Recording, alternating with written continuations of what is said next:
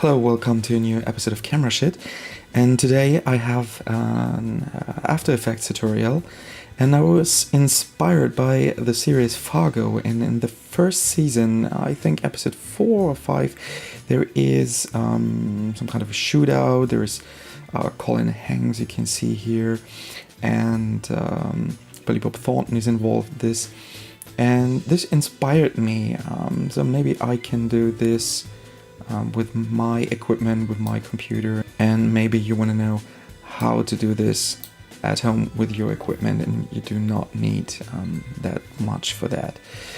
I want to show you the scene I want to recreate.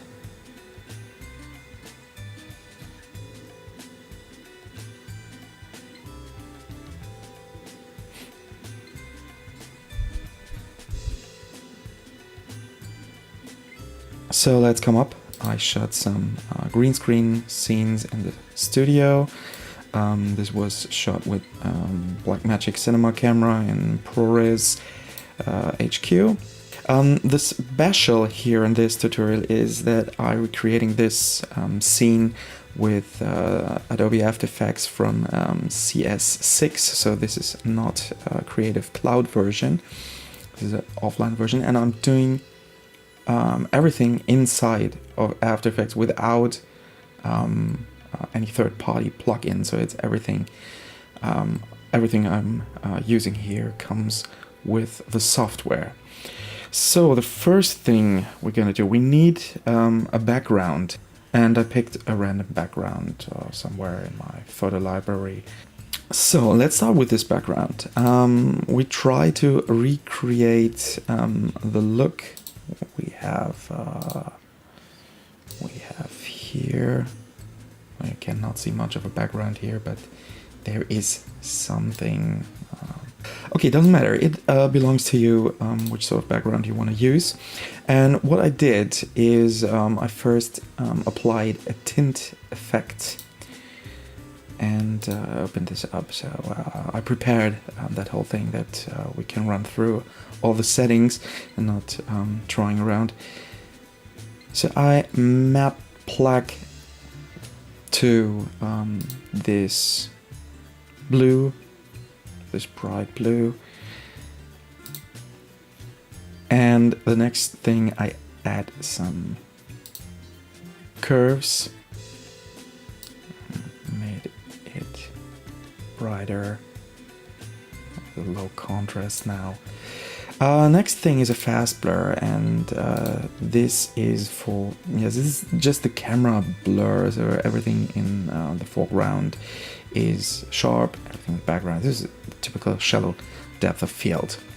I wasn't very happy with that and applied a little bit of brightness and contrast because it was too bright, so I decreased the brightness to -71 or -70.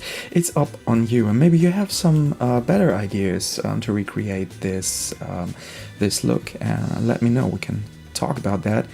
Very excited about other experiences. So now we have our background finished. Tint, curves, fast blur, brightness, contrast, nothing special.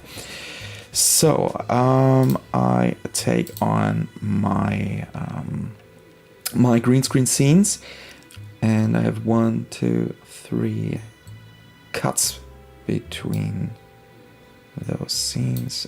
I edited them here in After Effects to work with them separately. So this is the first scene. I'm close to the bottom, checking around what's going on with my fancy gun. So okay, now recreate the look. So I have here a few things I put onto my. So first I applied a color LUT. Switch that off. This is the Hook Blackmagic 4K film to video.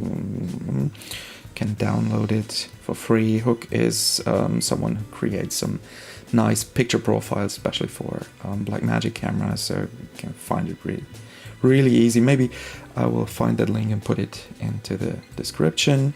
So the next thing I add key light, and I don't want to go too deep into that keying process because there are so many keying tutorials on the internet. What I did is screen shrink, grow to -10, and here the screen pre-blur to 5 and the screen softness to 20. The reason is really soft edges. You can play around with this with the settings. So this is the major thing I wanted to show you here in Keylight. The rest is simple green screen keying. So I add some curves, and here in curves you can see here what happened. I brought a little bit more life to the shadows and decreased the highlights. So because as you can see, we use this one as reference. Here's not much of a contrast. Yes, that's it. It depends on your footage, what you're doing. So I'm trying to recreate this as good as possible. So next I applied a tint effect, and you can see here it turns really blue, really bluish, but it's the same here. There's no natural color in his face. Change the black to this blue color here. Okay, the next one is shadows and highlights. So match this a little bit. So maybe you can do this just with the curves, but this is what I like. And the next thing is a camera lens blur I added because I felt the image should not be too sharpened. So I add this, what you can see, so it blends a little bit better. It's a very weird situation. So okay, it is my opinion, this is my thing, and as I said before, you can send some stuff here and apply all the effects. Just copy and paste them and match them a little bit. So here this is the scene from behind. I'll show you the reference. This is right here. So he's completely blurred. Cannot see anything here. Yes, applying all the effects. And now you can see it's really blurred. You can barely see anything here. The last image, also apply my effects. This was just copy and paste and playing around a little bit with the stuff. So now we come to the exciting stuff, and this is the snow. You can see here, yes, it's really windy, snow effects. There's also some powder snow. This is something you can add. So I forgot. So no powder snow in this tutorial. Sorry. And I have no snow on my jacket. Damn, it was too warm in that studio. It melted away. Sorry for that. It was not a Hollywood studio. But okay, it's just to understand that you can easily create that kind of scenarios at home. So let's start with the snow. Okay, we have here black solid, this for the background. Next thing is an adjustment layer, and I called it Snow 1. And this is, as you can see, just the small thin snowflakes in the background. And this was all done with CC Snowfall. And this is a plugin that comes with the software, so it's not a third-party one. So you can see here, they're flying. Looks quite good for something that was not created with a third-party plugin. So how did I do that? So this is the stuff. You can play around like you wish. It depends on camera angles and the scenes you shot. But I put it here, the flakes to 900. So this is the amount of flakes here. The size, you have variations, scene depth. So it comes closer. The speed, variation speed, wind, everything here you can use to recreate a believable snow scenario.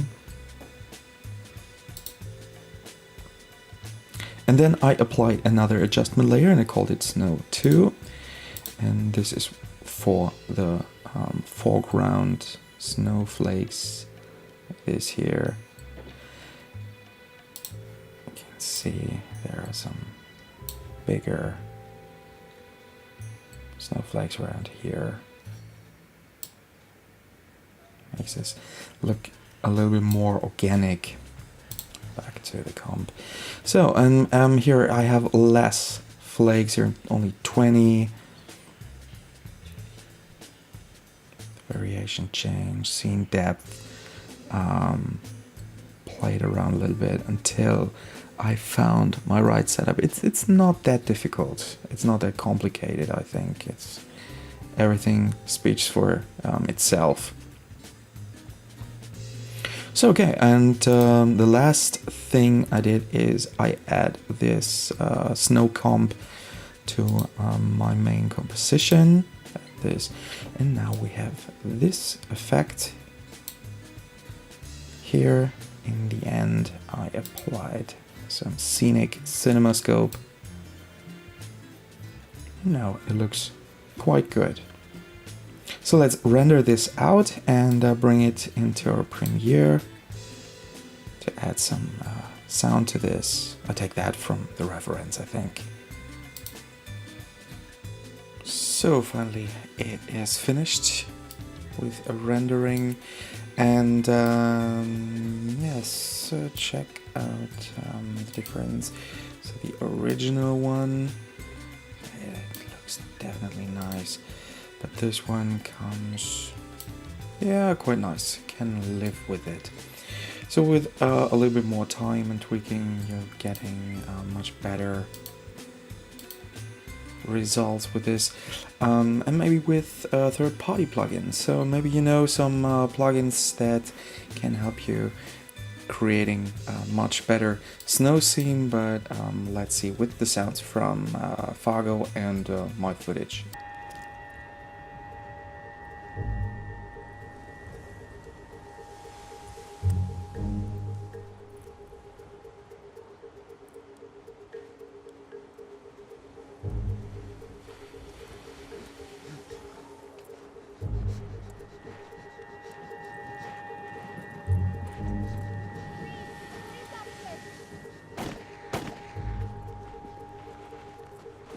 And that's it for today.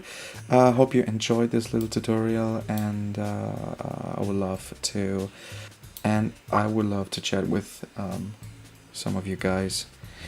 You might have some additional ideas that can help creating this Fargo shootout. Thanks. Until next time.